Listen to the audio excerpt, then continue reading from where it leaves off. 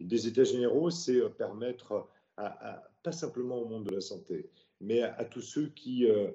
peuvent faire progresser à un moment donné un territoire, de se réunir, de se rencontrer, d'échanger, de partager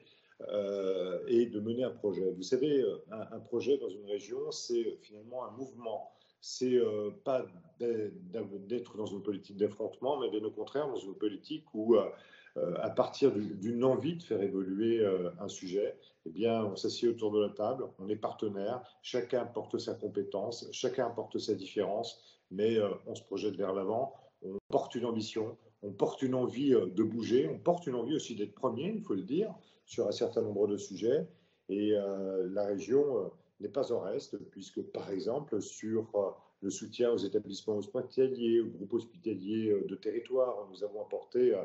plusieurs dizaines de millions d'euros, justement parce que nous croyons à la nécessité de se moderniser, à la nécessité d'être prêt pour les crises du futur. Et donc tout cela, nous l'avons fait en pleine cohérence et, on va dire, complicité d'ailleurs avec l'ARS et l'État en région. Eh bien, des états généraux comme cela, c'est aller plus loin encore, c'est nous donner de nouvelles perspectives et réfléchir ensemble.